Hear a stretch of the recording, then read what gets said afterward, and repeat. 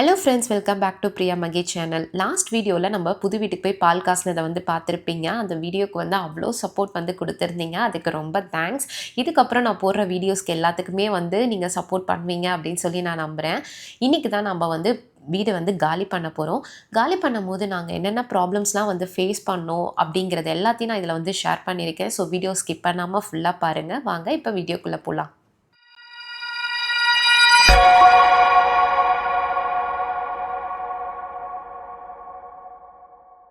நம்ம புது வீட்டில் பால் காசிட்டு வந்ததுக்கப்புறம் வீடு காலி பண்ணுறதுக்கு ஒரு 10 டேஸ் வந்து கேப் இருந்துச்சு. அந்த கேப்பில் தான் நான் வந்து ஸ்லோவாக வந்து பேக்கிங் எல்லாத்தையும் வந்து பண்ணியிருந்தேன். ஏன்னா அந்த டைம் அவருக்கும் வந்து ஒர்க் இருந்துச்சு. ப்ராஜெக்ட் கோ லைவ்ன்றதுனால பெருசாக வந்து அவராலையும் வந்து சப்போர்ட் பண்ண முடியல. இப்போ இந்த சைடு நீங்கள் பார்க்குறது எல்லாமே கிச்சன் ஐட்டம்ஸ் தான். கிச்சன் ஐட்டம்ஸ் எல்லாத்தையும் நான் வந்து ஒரு 1 டே பிஃபோராக தான் வந்து பேக்கிங் எல்லாமே வந்து ஸ்டார்ட் பண்ணியிருந்தேன். ஏன்னா அதுக்கு முன்னாடி வரைக்கும் வந்து குக்கிங் ஒர்க் அந்த மாதிரிலாம் நிறைய இருக்கும்ல, அதனால். ஸோ நான் வந்து ஃபஸ்ட்டு ஸ்டார்ட் பண்ணதே பார்த்திங்கன்னா வந்து வார்ட்ரோபை வந்து க்ளீன் பண்ணுறது தான். ஸோ அதுதான் இருக்கிறதுலே எனக்கு பெரிய வேலையாக இருந்துச்சு. ஏன்னா குழந்தைங்க துணிலாம் குட்டி குட்டியாக இருக்கா, அதெல்லாம் எடுத்து மடித்து வைக்க நம்மளது கூட பரவாயில்லைங்க, ஈஸியாக வந்து மடிச்சிடலாம். குழந்தைங்களுக்கு தான் ரொம்ப கஷ்டமாக இருந்துச்சு.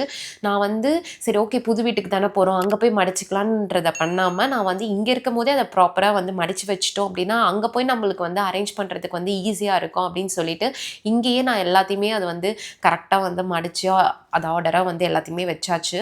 இந்த ரூமில் பெருசாக நம்மளுக்கு வந்து எடுக்க வேண்டிய திங்ஸ் இல்லை. இந்த ஒர்க்கிங் டேபிளும் அதுக்கப்புறம் சேர் மட்டும் தான் இருந்துச்சு. அங்கே இருக்கிற வார்ட்ரோபும் ட்ரெஸ்ஸிங் டேபிள் எல்லாமே வந்து ஓனர்து தான். பக்கத்து ரூமில் வந்து நம்மளுடைய பூஜை ரூம் இருக்குது. அதில் பெருசாக வந்து நம்ம எடுக்க வேண்டியது எதுவுமே கிடையாதுங்க. குழந்தையுடைய ஸ்டடி டேபிளும் அதுக்கப்புறம் ஒரே ஒரு பூஜா செட் மட்டும்தான் இருக்குது. மாஸ்டர் பெட்ரூமில் தான் வந்து கொஞ்சம் வேலை. என்னென்னா அந்த காட்டை வந்து டிஸ்மேண்டில் பண்ணணும். ஸோ நம்ம புக் பண்ணியிருந்த பேக்கேஜே பார்த்திங்கன்னா அசெம்பிள் அண்ட் டிஸ்மேண்டில் தான். ஸோ அதனால் வந்து அவங்களே வந்து பண்ணி கொடுத்துருவாங்க. அது இல்லாமல் நம்ம வந்து 2 ஹெல்ப்பருமே வந்து கேட்டிருந்தோம். ஸோ இதுக்கு எல்லாமே சேர்த்து தான் நம்ம வந்து பே பண்ணியிருந்தோம். எவ்வளோ ஆகுது அப்படிங்கிறத நான் வந்து உங்களுக்கு சொல்கிறேன். அதுலேயும் என்ன ப்ராப்ளம்லாம் ஆச்சு அப்படிங்கிறதையும் நான் உங்களுக்கு உங்கள் கூட வந்து ஷேர் பண்ணிக்கிறேன். இப்போ அதுக்கு கீழே பார்த்தீங்கன்னா நம்மளுக்கு அந்த புது வீட்டில் வந்து வார்ட்ரோப் எதுவுமே இல்லை. அதனால லசாடாவில் தான் வந்து நான் ஆர்டர் போட்டிருந்தேன். ஸோ அதுவுமே வந்துருச்சு. அது எல்லாத்தையுமே வந்து அடியில் இடம் இல்லாததுனால கட்டிலுக்கு அடியில் வந்து வச்சாச்சு. இந்த மாஸ்டர் பெட்ரூமில் பெருசாலாம் இல்லைங்க, அந்த கட்டில் கழட்டுறது மட்டும்தான் பெரிய வேலை.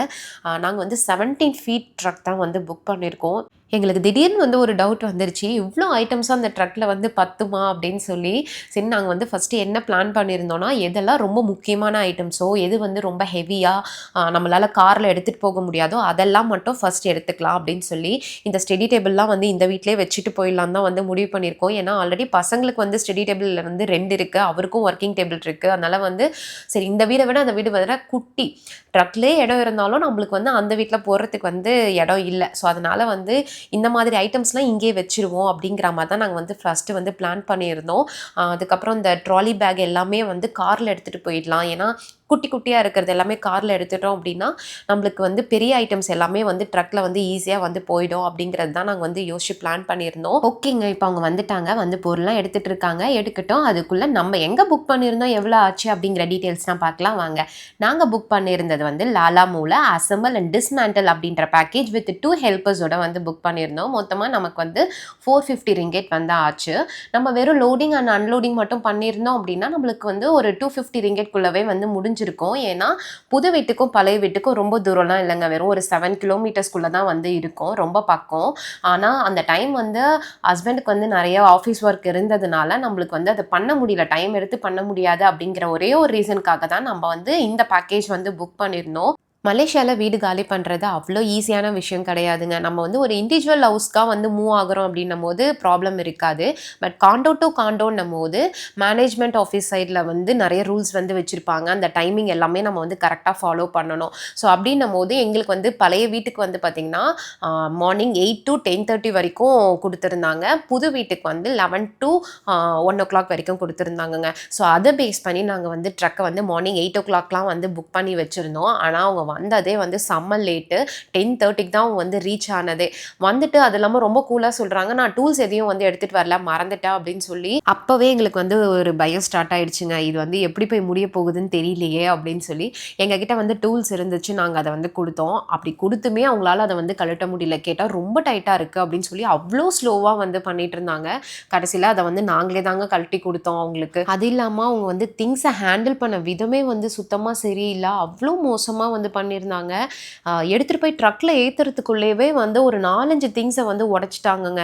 ஸோ இதெல்லாம் பார்த்ததுக்கப்புறம் வேண்டாம், இதுக்கப்புறம் நம்பளே வந்து இறங்கி பண்ணோம்னா தான் இது வந்து வேலைக்காகும். ஏன்னா 1 டைம் இல்ல, 2வது இவங்க இவ்ளோ பொருள வந்து இப்படி டேமேஜ் பண்றாங்க அப்படிங்கிறதுனால, ஃபுல் அண்ட் ஃபுல் நானும் அவருமே தாங்க எல்லா வேலையுமே வந்து பார்த்தது. அவங்க கூட வந்தவங்களுமே வந்து அவங்களுக்கு லாங்குவேஜ் வேற புரியலன்றதுனால ரொம்ப கஷ்டமா இருந்துச்சு. அவங்களுக்கு சொல்லி சொல்லி நம்ம வந்து ஒவ்வொரு வேலை வந்து வாங்குறதுக்குமே. அவங்க ட்ரக்க ஓட்டிட்டு வந்தவங்களுமே வந்து எந்த ஒரு ஹெல்ப்புமே வந்து பண்ணல. சரி நம்ம முடிஞ்ச அளவுக்கு வந்து எடுத்தாச்சுங்க வீட்ல இருந்து. மீதி வந்து சின்ன சின்ன பொருள் மட்டும் தான் வந்து விட்டு வச்சிருந்தோம். கொஞ்சம் செடிங்க அந்த மாதிரிலாம். அதெல்லாம் சரி ஓகே கார்ல போகும்போது எடுத்துக்கலாம். ஏன்னா ஆல்மோஸ்ட் இப்பவே வந்து 12:15 கிட்ட ஆயிடுச்சு. நம்ம இப்ப கிளம்புனோம்னா தான் வந்து கரெக்ட்டா இருக்கும் அப்படின்னு சொல்லிட்டு நாங்க வந்து கிளம்பிட்டோம்.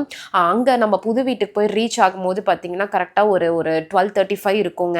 அவங்க கிட்ட வந்து எக்ஸ்ட்ராவா டைம் குடுக்க முடியுமா? அப்படின்னு சொல்லி வந்து கேட்டிருந்தோம். அவங்க வந்து ஒரு 30 மினிட்ஸ் குடுக்குறோம். அதுக்குள்ள நீங்க எல்லாத்தையுமே வந்து பண்ணி முடிச்சுருங்க அப்படின்ற மாரி குடுத்துருந்தாங்க. அப்பதான் எங்களுக்கு வந்து கொஞ்சம் வந்து ரிலாக்ஸ் ஆச்சு. எங்களுக்கு வந்து அப்ப தெரியல, இதுக்கப்புறம் தான் வேலையே அதிகம் அப்படின்னு சொல்லி. ஏன்னா, அந்த புது வீட்டுக்கு வந்து திங்ஸ் எல்லாம் இறக்க ஆரம்பிச்சதுல இருந்தே பார்த்தீங்கன்னா, அவங்க யாருமே வந்து ஹெல்ப்புக்கே வரலங்க. அவங்க கூட வந்த 2 ஹெல்ப்பர்ஸ் வந்து எங்க போனாங்கன்னே தெரியல. கொஞ்ச நேரமா ஆளையே காணோம். எங்களுக்கு இருக்கிறதே ஒரு 30 மினிட்ஸ் தான். சரி அதுக்குள்ள கண்டிப்பா நம்ம எல்லாத்தையுமே எடுத்துட்டு போய் வீட்டுக்குள்ள வைக்கணும் அப்படிங்கிற ஒரு டென்ஷன் வேற. சரி நானும் இவரு மட்டுமே தான் எல்லாத்தையுமே எடுத்துட்டு இருந்தோம். அத பார்த்துட்டு செக்யூரிட்டி வந்து கொஞ்சம் ஹெல்ப் பண்ணாங்க. அன்னைக்கு வந்து அவங்க வந்து ஹெல்ப் பண்ணல அப்படின்னா ரொம்ப கஷ்டமா இருக்கும் எங்களுக்கு.